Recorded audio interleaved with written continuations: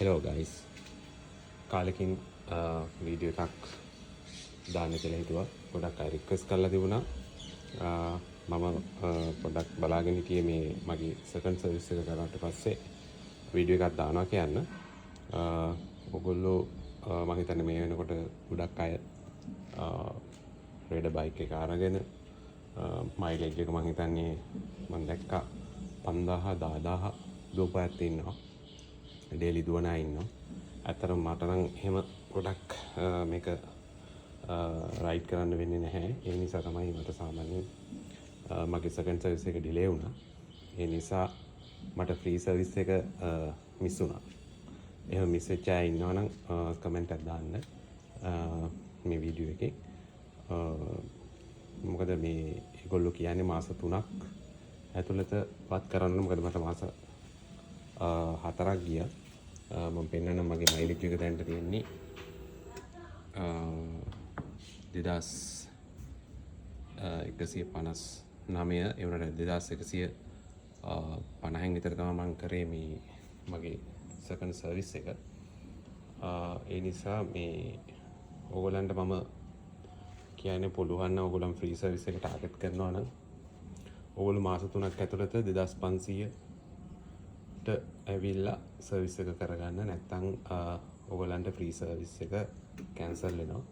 මොකද මේ මට ඒ නිසා මගේ මේ පාර 5000 විතර ගියා සර්විස් එකට. සාමාන්‍යයෙන් නැත්නම් ෆ්‍රී සර්විස් කියන්නේ අතරම ලේබර් කොස්ට් එක විතරයි අඩු වෙන්නේ. අනිත් ඒවට ඒගොල්ලෝ charge කරනවා. එතනින් කොහොමත් නැත්නම් 3700ක් විතර තමයි මට බිල් කරලා තිබුණේ. ඊට පස්සේ මගේ අර කාලය ගිහිල්ලා නිසා ඒ කියන්නේ මාස 4ක් ගිහිල්ලා නිසා තමයි ඒගොල්ලෝ ඒ ෆ්‍රී සර්විස් එක කැන්සල් කරේ. ඉතින් කොහොම හරි තව ගොඩක් අය කියලා තිබුණා මේ බයික් එකේ ඔයගලන්ට පේනවා මේක ඔන් කරපුවාම මේකේ ගොඩක් එන්ජින් ලයිට්ස් එතකොට සර්විස් ඒ වගේ ගොඩක් ඒවා මේකේ ඉන්ඩිකේට් කරනවා. මේ එතකොට ඒ ඔක්කොම ස්ටාර්ට් එකේදී ඕෆ් වෙලා යන්න ඕනේ.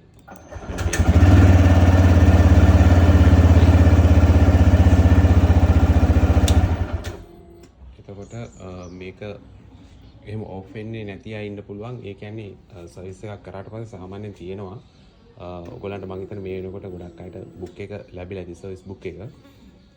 සර්විස් බුක් එක ලැබුණාම අපිට තියෙනවා ෆස්ට් සර්විස් එක අපි කරන්න ඕනේ 500 750 අතර. එතකොට එතන ඔයගොල්ලන්ට පෙන්නනවා අර නිකන් අපිට මේ මෙන්න මේ අන්න මෙතන මේ අර කී එකක් කියන්නේ අර යතුරක් වගේ හැඩයක් තියෙන එක. ඒක පෙන්නනවා මෙතන මේ එන්ජින් ඉන්ඩිකේටර් එකට එහා පැත්තෙන් වම් පැත්තට වෙන්න. ඒක ඔයගොල්ලන්ට දිගටම තියෙන්න පුළුවන් ස්ටාර්ට් කරලා දුවනකොට. ඒ කියන්නේ 750 වගේ එක්සිට් කරනකොටමයි කිලෝමීටර්ස් ගන්න.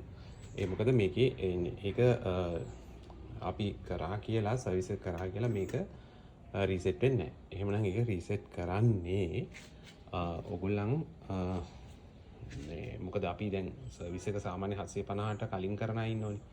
එතකොට අපි 750 එනකොටම මේකේ ඒක පෙන්වන්න ගන්න.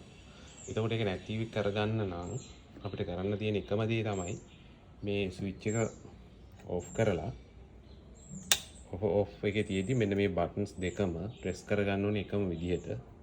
ඒ කියන්නේ ගොඩක් මේක ඔයගොල්ලන්ට තේරෙනවා ප්‍රෙස් වුණා කියන එක. ඒ වගේම දෙකම ප්‍රෙස් කරගෙන ඔයාට මම මේ ෆෝන් එක අතේ නිසා ඒක පෙන්වන්න බෑ. දකුණු අත යූස් කරන්න මෙන්න මෙහෙම බටන්ස් දෙක ප්‍රෙස් කරගෙන ඉන්න. ප්‍රෙස් කරගෙන ඉන්න ගමන් අතාරින්න නැතුව අනිත් වම් අතින් මේක ඔන් කරගන්න. එතකොට තමයි ඔක රීසෙට් වෙන්නේ. හරි. එතකොට මේ එහෙම රීසෙට් වුණාම මේ ඔක නැති වෙලා යනවා. ඒත් එහෙම නැත්තම් ඔයාට හිතනවා නම් මේක හරියට මේක උනේ නැහැ කියලා තව පාරක් try කරන්න පුළුවන්. ප්‍රශ්න නැහැ. try කරලා බලන්න.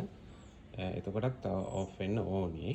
ඔෆ් උනේ නැත්තම් ඔයගලන්ගේ විතරයි සර්විස් එකට මේක පෙන්නන්නේ.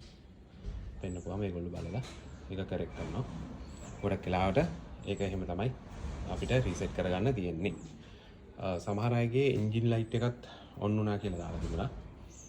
ඒකත් වෙන්න පුළුවන්. ඒකත් ඔය විදිහටම මේකේ රීසෙට් එක වෙන්නේ ඒ බටන්ස් දෙක ප්‍රෙස් කරලා අර ඔන් කරපුවාම ඒක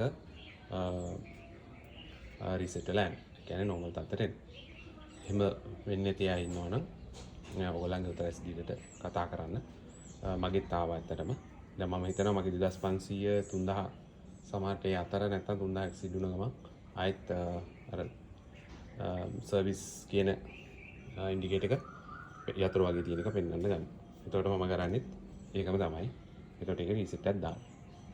එතකොට මේකේ ගොඩක් අයට තව ප්‍රශ්න තිබුණා එන්ජින් එකේ සද්ද කියලා. මම ඒකට වෙනම වීඩියෝ එකක් කරලා තිබුණා. ඇත්තට මට නම් එහෙම ප්‍රශ්නයක් නැහැ. මම සාමාන්‍යයෙන් ලොන්ග් රයිඩ් කියලා යන්නේ සාමාන්‍යයෙන් 115ක් විතර දුවනවා බයික් එක. ඒ වගේ යනකොට ඉතින් ප්‍රශ්නයක් වෙලා නැහැ. ස්මූත් යනවා. ගියර් වැටෙන්නේ නැති ප්‍රශ්නකුත් තියෙනවා කියලා කිව්වා. ඒ වුණාට ඒවා අර අපිට හුරු නැති නිසා තමයි එන්නේ. මට නම් මම එක්ස්පීරියන්ස් කරලා තියෙනවා. මටත් ඒක මේ පොඩ්ඩක් මුලදී තිබුණා. හැබැයි එහෙම දැන් කිසිම ප්‍රශ්නයක් නැහැ. ක්ලච් එක ඇඩ්ජස්ට් නැත්නම් ඔයගොල්ලෝ සර්විස් එකට ගිහම මේ කියන්න මොනවා හරි ප්‍රශ්නයක් තියෙනවා. ඒගොල්ලෝ කරෙක්ට් කරලා දෙනවා. වෙන මොනවත් ඉෂුස් එනවා නම් එන්ජින් එකෙන් ගොඩක් සද්ද එනවා කියලා කියනවා. ඒ වුණාට ඉතින් මේ TVS බයික්ස් මම ඔයගොල්ලන්ට කලිනුත් කිව්වා. TVS බයික්ස් කියන්නේ අනිත් බයික්ස් වගේ නෙමෙයි.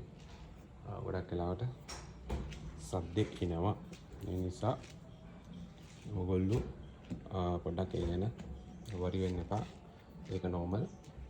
ඊට වැඩිය ගොඩක් සද්ද එනවා වගේ නම් ඔයගලන්ට හිතෙනවා නම් කවුරු හරි කියනවා වගේ නම් පොඩ්ඩක් ඔතරස් දීලා ඉන්නකොට පෙන්වන්න. දැනට එච්චරයි. ආයෙ පස්සේ හම්බෙමු. Thank you guys.